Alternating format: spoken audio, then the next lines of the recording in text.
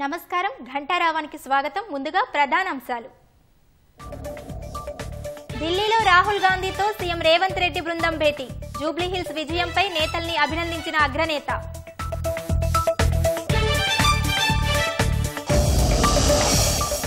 BRS శ్రేణులపై దాడికి రేవంత్ రెడ్డి బాధ్యత వహించాలన్న కేటీఆర్. ప్రజలు ఓటుతో బుద్ధి చెప్పినా అహంకారం పోలేదన్న ఆది శ్రీనివాస్. ఐబొమ్మ నిర్వాహకుడి నుంచి కీలక సమాచారం సేకరణ. నిందితుడిని నాంపల్లి కోర్టులో హాజరు పరచనున్న పోలీసులు.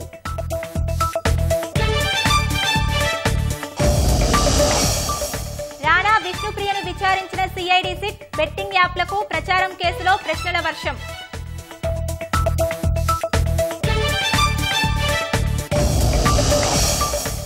బీహార్ ఎన్నికల్లో ప్రతి దశలోనూ పారదర్శకత లోపించిందన్న కాంగ్రెస్. త్వరలోనే వాస్తవాలను ప్రజల ముందు ఉంచుతామని వెల్లడి.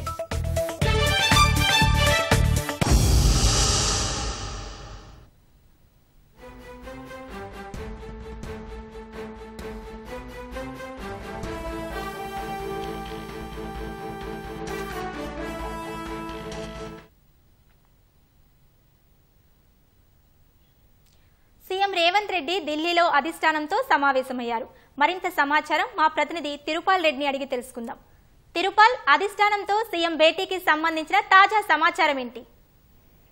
శిరీష, ఈ సాయంత్రం ముఖ్యమంత్రి రేవంత్ రెడ్డి, అదేవిధంగా పిసిసి అధ్యక్షుడు మహేష్ కుమార్ గౌడ్, డిప్యూటీ సీఎం బట్టి విక్రమార్క, అదేవిధంగా జూబ్లీహిల్స్ లో కొత్తగా ఎన్నికైన ఎమ్మెల్యే నవీన్ యాదవ్, ఈ నలుగురు కూడా రాహుల్ గాంధీని కలిశారు. రాహుల్ గాంధీ కలిసి జూబ్లీహిల్స్ ఎన్నికల్లో ఏ విధంగా శ్రమించి నవీన్ యాదవ్ గెలిపించారనే విషయాన్ని తెలియజేశారు. ఈ సందర్భంగా రాహుల్ గాంధీ ముఖ్యమంత్రితో పాటు పిసిసి అధ్యక్షుడు, డిప్యూటీ సీఎం లను అభినందించారు. అదేవిధంగా జూబ్లీహిల్స్ ఎన్నికలకు సంబంధించి గడిచిన 3 నెలలుగా క్షేత్రస్థాయిలో కష్టపడిన మంత్రులకు, అదేవిధంగా ఎమ్మెల్యేలకు, ఎమ్మెల్సీలకు, కార్పొరేషన్ చైర్మన్లకు, ప్రతి ఒక్కరికి ఆ ఎన్నికల్లో కష్టించిన ప్రతి ఒక్కరికి కూడా ఆయన అభినందించారు.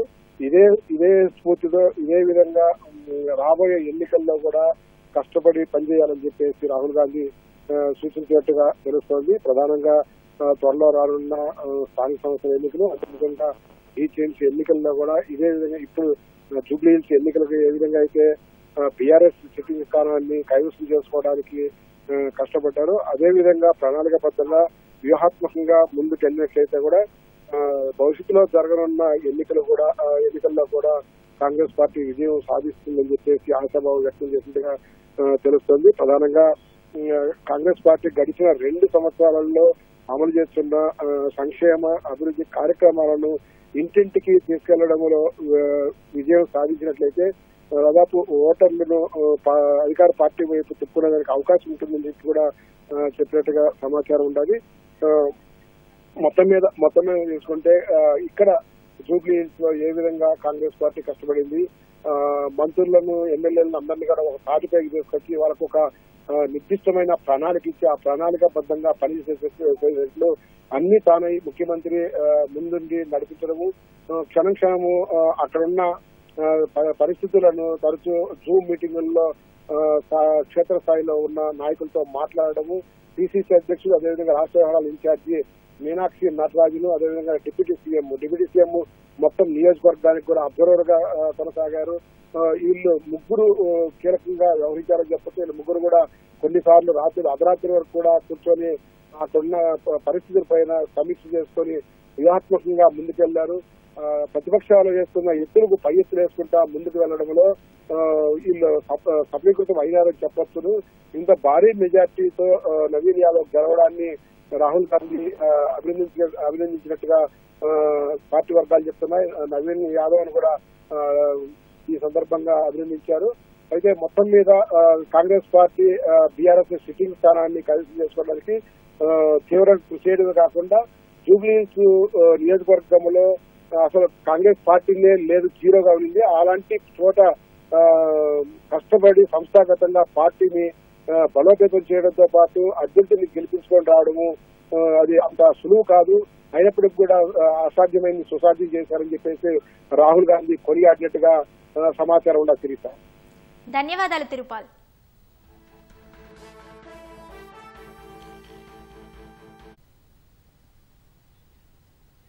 జూబ్లీహిల్స్ ఉప ఎన్నికల్లో గెలిచిన తర్వాత కాంగ్రెస్ విజయగర్వంతో విర్రవీగడం సరికాదని బీఆర్ఎస్ కార్యనిర్వాహక అధ్యక్షుడు కేటీఆర్ హితవు పలికారు.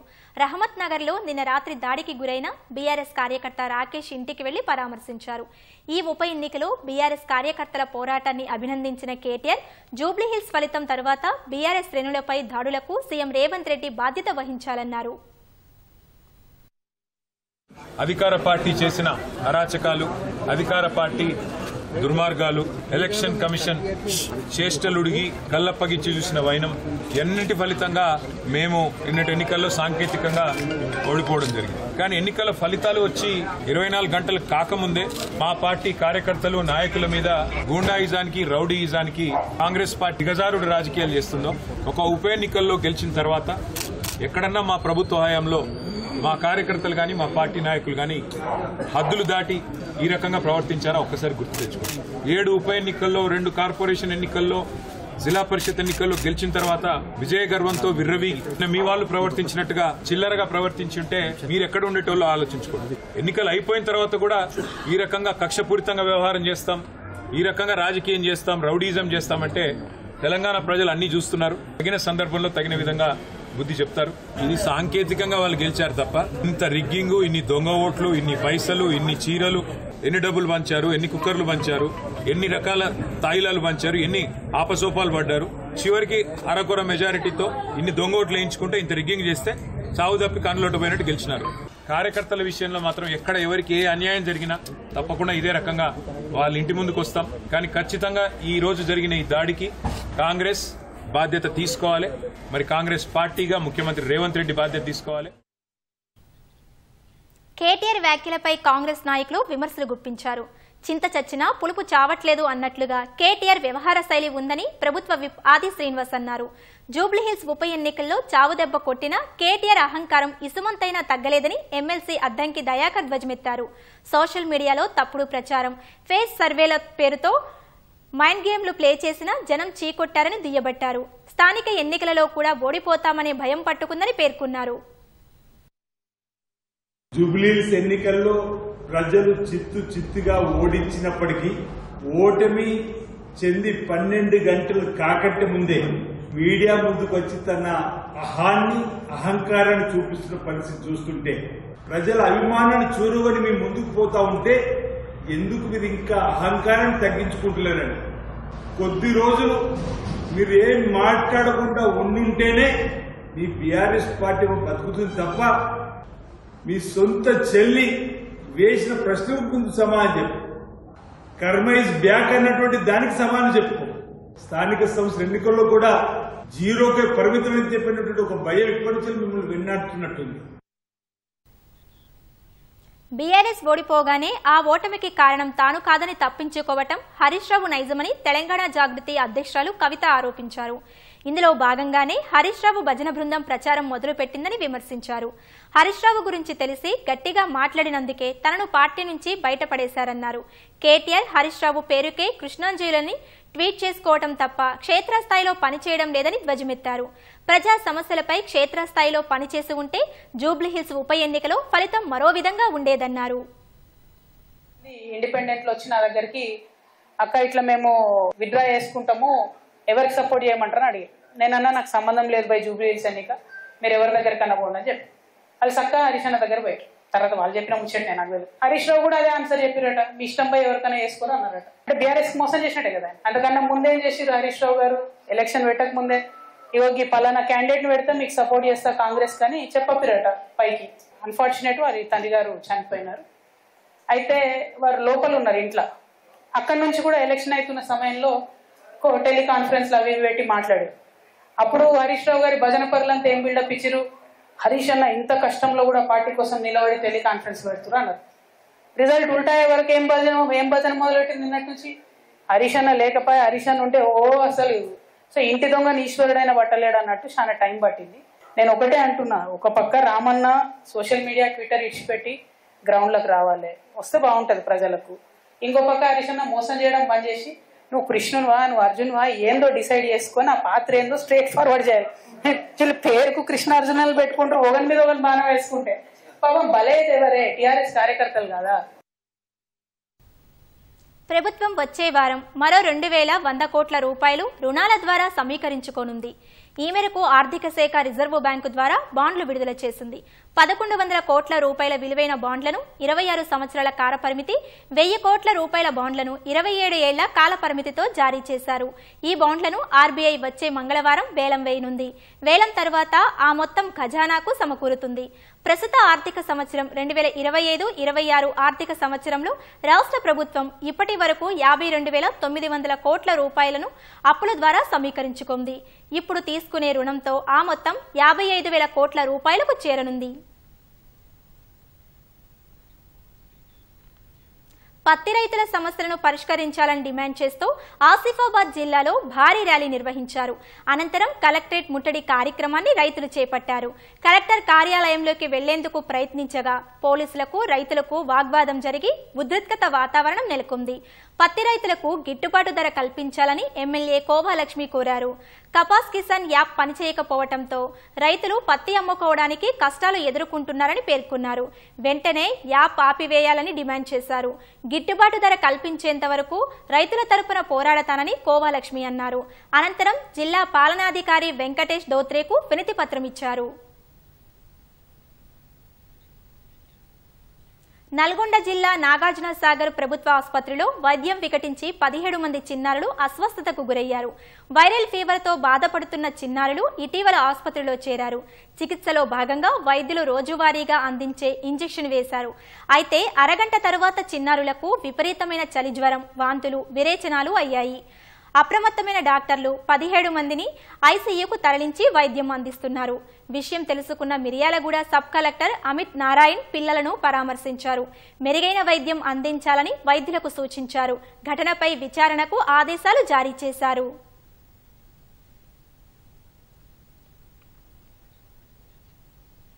యాదాద్రి భువనగిరి జిల్లా మోటకొండూరు ముత్తిరెడ్డిగూడెం జిల్లా పరిషత్ హైస్కూల్లో జిల్లా కలెక్టర్ హనుమంతరావు ఆకస్మిక తనిఖీ చేపట్టారు. విద్యార్థులకు అందిస్తున్న ఆహార నాణ్యతపై ఆరా తీశారు. అనంతరం విద్యార్థులతో ముచ్చటించిన కలెక్టర్ను ఓ విద్యార్థి విస్మయానికి గురిచేశాడు. తమకు ఇందిరమ్మ ఇళ్లు మంజూరు చేయమని ధైర్యంగా అడిగాడు. విద్యార్థి ధైర్యానికి మెచ్చుకున్న కలెక్టర్ వివరాలు అడిగి తెలుసుకున్నారు. బాలుడి కుటుంబ వివరాలను పరిశీలించాలని అధికారులను ఆదేశించారు. మధ్యాహ్న భోజనం అనంతరం స్కూల్లో విద్యార్థులతో కలిసి వాలీబాల్ ఆడిన హనుమంతరావు వారిలో ఉత్సాహాన్ని నింపారు. ఇల్లు లేదా నిజానికి ఇల్లు లేదా తాతోళ్ళ ఇంట్లో మీరు ఉంటారా? మీరు ఆయన పేరు రాసుకొని ఇల్లు ఉందని రాసుకొని పోయింది నాకు తెలిసి. మీకు స్థలం ఉందా? జాగ ఉందా? మరి జాగ లక్ష్మణ్ ఏం పని చేస్తున్నారు? ఆటో నడుపుతారు. మీ తాత రాస్తుంటే ఇల్లు అట్లా కొట్టారు. తాత పేరు మీద వచ్చి ఉంటుంది అంటే జాగా లేదని L2 లో పోతుంది. బెట్టింగ్ యాప్లకు ప్రచారం కేసులో ప్రత్యేక దర్యాప్తు బృందం ఎదుట సినీ నటుడు రానా హాజరయ్యారు. రానాను సిఐడి అధికారులు దాదాపు గంటన్నర పాటు ప్రశ్నించారు. అనుమతి ఉన్న యాప్ అని తెలిసాకే ప్రచారం చేశానని అధికారులకు రానా చెప్పినట్లు తెలుస్తోంది. యాప్ గురించి తన న్యాయ బృందం విచారణ చేసిందని, వివరాలన్నీ సిఐడి అధికారులకు అందించినట్లు వెల్లడించారు. ఇదే కేసులో సిఐడి సిట్ అధికారులు యాంకర్ విష్ణుప్రియను సైతం సిట్ అధికారులు ప్రశ్నించారు. బెట్టింగ్ యాప్లకు ప్రచారం కేసులో ఇప్పటికే పలువురు సెలబ్రిటీలను సిట్ ప్రశ్నించింది. ఇటీవల విజయ్ దేవరకొండ, ప్రకాష్ రాజ్ సిట్ ఎదుట విచారణకు హాజరై బెట్టింగ్ యాప్లకు ప్రమోషన్ చేయటంపై వివరాలు అందజేశారు. What's happened now? We're just going to take the right ways to communicate the right messaging about these gaming and gaming apps in further. Yes. Sir, 2016 tarvata meer malli gaming app gaani betting app lo promote cheyaladu. Yeah, so the legality is come little later, but I'm here to do whatever they need to help spread the message across it. So last time ED విచారణ కూడా మీరు ఎదుర్కొన్నారు. ED ఏం enquiry చేస్తున్నారు? ఏం అడిగారు? అది వాళ్ళని అడగాలండి, నన్ను కాదు. అలా నేను చెప్పకూడదండి. ఇది ఇట్స్ లీగల్ మ్యాటర్. హైదరాబాద్ నాంపల్లిలో హైపెక్స్ 2025 పేరిట 3 రోజుల ఎగ్జిబిషన్ నిర్వహిస్తున్నారు. ఈ ప్రదర్శనలో కాకతీయులు, శ్రీకృష్ణదేవరాయలు, నిజాం కాలం నుంచి దేశవ్యాప్తంగా వివిధ కాలాలలో చలామణిలో ఉన్న అరుదైన స్టాంపులు, నాణేలు, పాత కరెన్సీ నోట్లతో పాటు పురాతన వస్తువులను ప్రదర్శనలో ఉంచారు. ఎగ్జిబిషన్ను నగర ప్రజలు, విద్యార్థులు సందర్శించి ఇష్టమైన వస్తువులను కొనుగోలు చేస్తున్నారు. మరింత సమాచారం మా ప్రతినిధి సూరిబాబు అందిస్తారు. లోనే హ్యాప్సీ భవన్లో ఐపెక్స్ 2025 పేరిట ఎగ్జిబిషన్ ఏర్పాటు చేశారు. ఈ ఎగ్జిబిషన్లో పురాతన వస్తువులు, నాణ్యాలు, కరెన్సీ నోట్లను అందుబాటులో ఉంచారు. వీటిని చూసేందుకు నగరంలోని వివిధ ప్రాంతాల నుంచి ప్రజలు, విద్యార్థులు, సందర్శకులు తరలి వస్తున్నారు. అయితే వీటి ప్రత్యేకతలు ఏంటి, ఇక్కడ ఏమేమి అందుబాటులో ఉంచారు, వాటిని కొనుగోలు చేస్తూ విద్యార్థులు ఎలాంటి అనుభూతిని పొందుతున్నారనే విషయాలను వారి మాటల్లోనే అడిగి తెలుసుకుందాం. నా పేరు ఇక్ష్వా, నేను పల్లవి మోడల్ స్కూల్ నుంచి వచ్చాను మా మిత్రులతో. సో ఇక్కడికి వచ్చిన తర్వాత నాకు ఎంతో బాగా అనిపించింది. ఎందుకంటే టెక్స్ట్ బుక్లోనే మేము చూసాము ఈ నోట్స్ గురించి కానీ, పురాతనమైన వస్తువుల గురించి కానీ ఇక్కడికి వచ్చిన తర్వాత మేము కళ్ళతో చూసాము. ఎంతో బాగా అనిపించింది.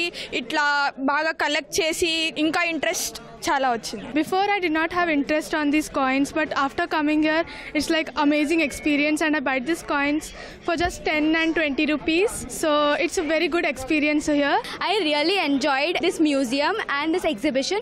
It's really fun and interesting. ఇక్కడికి వచ్చిన తర్వాత నాకు చాలా బాగా అనిపించింది. The coins and currency are very good. ఇవన్నీ నేను టెక్స్ట్ బుక్ లో చదువుకున్నాను. ఇప్పుడు చూస్తే చాలా ఎక్సైటింగ్ గా అనిపిస్తుంది and I would like to explore more. ఈ ఎగ్జిబిషన్ నాకు చాలా హెల్ప్ఫుల్ అనిపించింది. ఎందుకంటే మేము స్కూల్లో సోషల్ బుక్ లో ఈ కాయిన్స్ గురించి చదివాం కానీ ఎప్పుడు రియల్ లైఫ్ లో చూడలేదు. సో ఇప్పుడు ఇక్కడికి వచ్చి చూస్తే ఎలా ఉందంటే ఈ కాయిన్స్ గురించి తెలుసుకొని ఇవి ఎక్స్ప్లోర్ చేస్తే ఇప్పుడు తెలుస్తుంది పాత కాయిన్స్ ఎట్లున్నాయో, అంటే ఎంత హెల్ప్ఫుల్ ఎట్లా ఉన్నాయో అన్ని తెలుసుకున్నాను. నేను మల్కాజ్గిరి హైదరాబాద్ నుంచి వచ్చాను. నేను 3 సంవత్సరాల నుంచి ఎగ్జిబిషన్ కి ఎవ్రీ ఇయర్ నవంబర్ లో వస్తూ ఉంటా. ఇది ప్రపంచంలోనే చూడదగినటువంటి ప్రాంతాల్లో ఒక అద్భుతమైనటువంటి క్షేత్రం ఇది. ఈ జనరేషన్కి నాలెడ్జ్ కావాలండి. పాత అంటే హిస్టరీలో ఏం జరిగింది, ఏం జరుగుతుంది, ఏం జరిగితే మనం ఇక్కడ దాకా వచ్చాము, నెక్స్ట్ లెవెల్లో ఏం జరగబోతుంది అనేది తెలియడం కోసం పిల్లలకి హిస్టరీ అనేది చాలా ముఖ్యమండి. ఈ కైన్స్ హిస్టరీ కూడా ఒక విధంగా పిల్లల్ని మోటివేట్ చేసి పిల్లల్ని వాళ్ళను వాళ్ళు తీర్చిదిద్దుకోవడానికి, వాళ్ళను వాళ్ళు ఆలోచింపజేయడానికి కోసం అని చెప్పేసి ఈ కైన్ షో చాలా ఉపయోగపడుతుంది.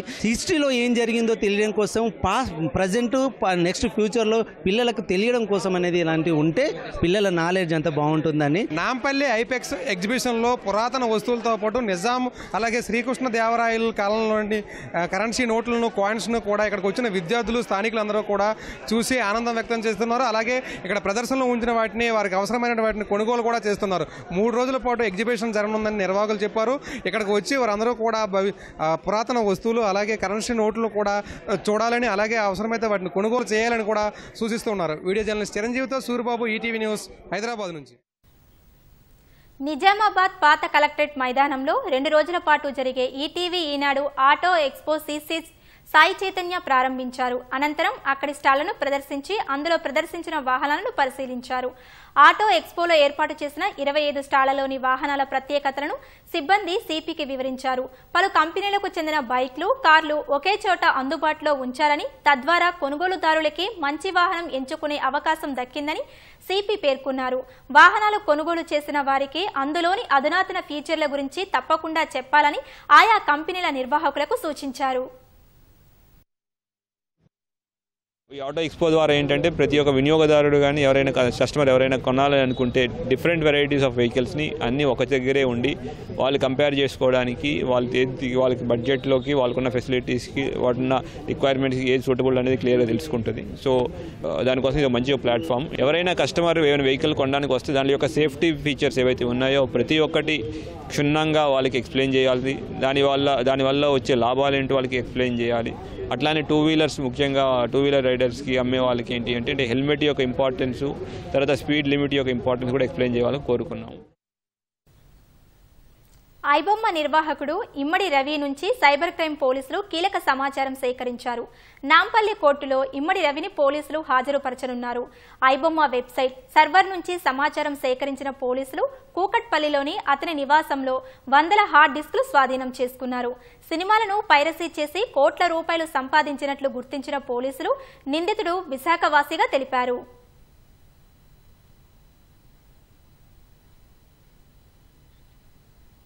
దేశంలో నిర్మితమవుతున్న తొలి బుల్లెట్ రైల్వే కారిడార్ ప్రాజెక్టును ప్రధాని నరేంద్ర మోదీ పరిశీలించారు. గుజరాత్ పర్యటనలో భాగంగా ఈ ఉదయం సూరత్ చేరుకున్న ప్రధాని అమ్త్రోలి ప్రాంతం వద్ద బుల్లెట్ రైల్వే ప్రాజెక్టు పనుల పురోగతిని పరిశీలించారు. 508 కిలోమీటర్లు ఈ కారిడార్ను త్వరలో అందుబాటులోకి తేవాలని అధికారులను ఆదేశించారు. అనంతరం ప్రధాని మోదీ నర్మదా జిల్లాలోని దేదియాపాడాలో పర్యటించారు. గిరిజన స్వతంత్ర సమరయోధుడు బిర్సా ముండా 150వ జయంతి సందర్భంగా ఆయన విగ్రహానికి నివాళులు అర్పించారు. 9,700 కోట్ల వ్యయంతో కూడిన పలు అభివృద్ధి పనులకు సైతం మోదీ శంకుస్థాపన చేశారు. అంతకుముందు సగ్బారాలోని దేవ్మొగ్రా గ్రామంలో గిరిజనుల కులదేవత పందోరీ మాత ఆలయంలో మోదీ పూజలు నిర్వహించారు.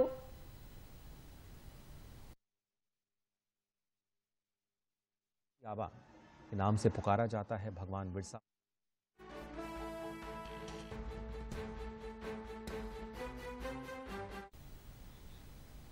బీహార్లో ఎన్డీఏ చరిత్రాత్మక విజయంతో తదుపరి ముఖ్యమంత్రి ఎవరన్న అంశంపై ఆసక్తికర చర్చ నడుస్తున్న వేళ కీలక పరిణామం చోటు చేసుకుంది.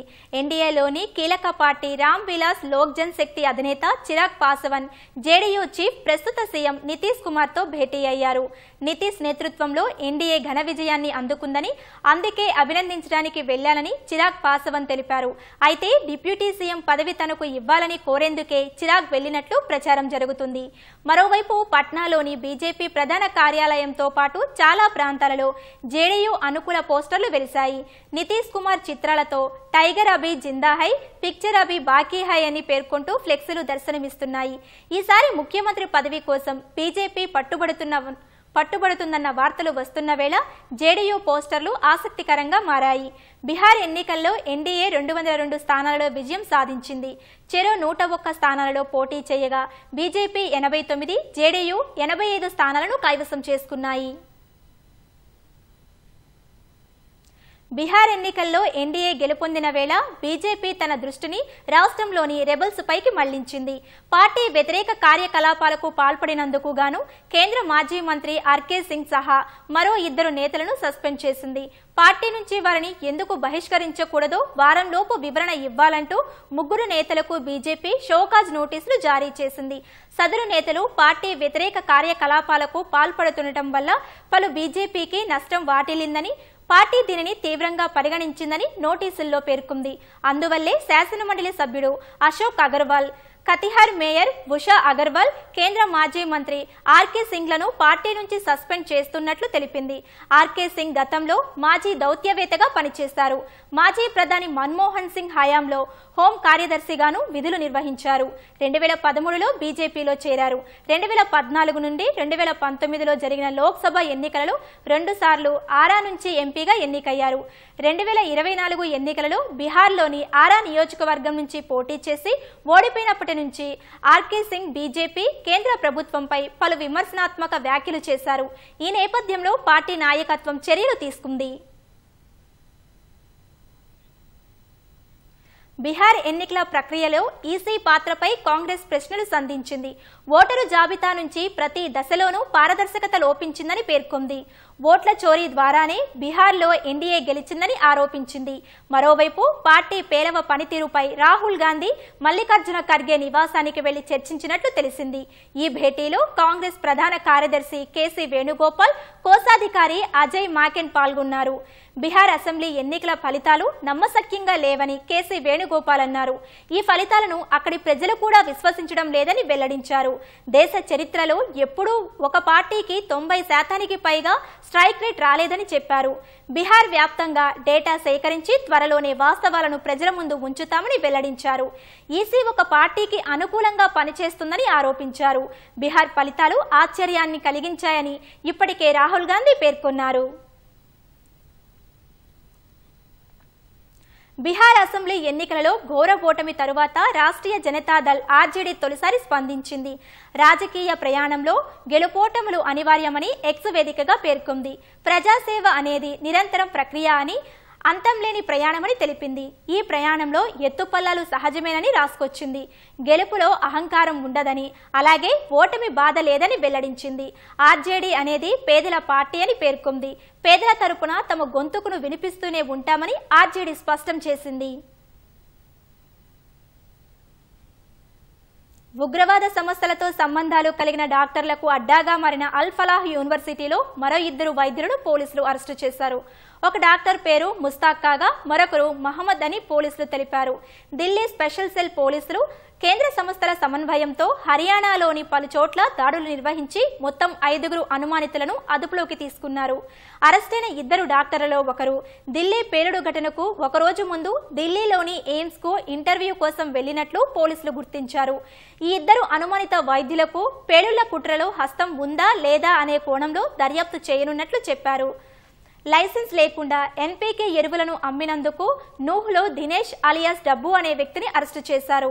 ఈ ఎరువులనే 3 లక్షలకు కొనుగోలు చేసి పేలుడు పదార్థాల తయారీకి ఉగ్రవాదులు ఉపయోగించినట్లు పోలీసులు తెలిపారు. అయితే ఎరువుల వ్యాపారి దినేష్ కు ఈ కుట్ర గురించి ముందే తెలుసా లేదా అనే విషయం దర్యాప్తులో తేలుతుందని చెప్పారు. కాగా ఈ కేసులో అరెస్టైన అల్ ఫలాహ్ యూనివర్సిటీకి చెందిన మహిళా ఉగ్రవాది డాక్టర్ షాహిన్ సయీద్ ఇటీవలే పాస్పోర్ట్ కోసం దరఖాస్తు చేసుకున్నట్లు విచారణలో తేలింది. ఈ నెల 3న అల్ ఫలాహ్ యూనివర్సిటీ హాస్టల్లోనే పోలీస్ వెరిఫికేషన్ జరిగినట్లు పోలీసులు తెలిపారు.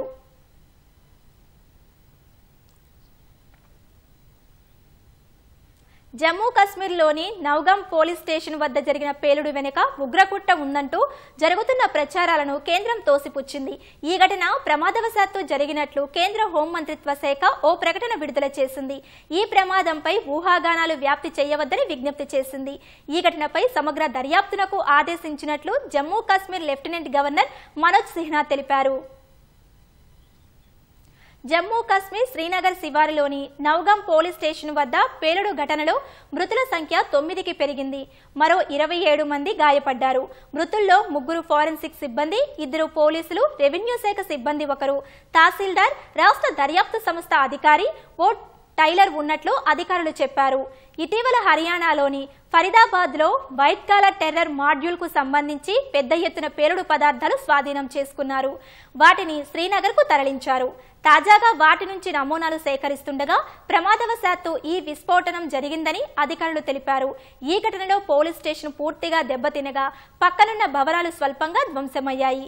ఈ ఘటనలో గాయపడిన వారిలో 24 మంది పోలీసులు, 3 పౌరులు ఉన్నట్టు అధికారులు పేర్కొన్నారు.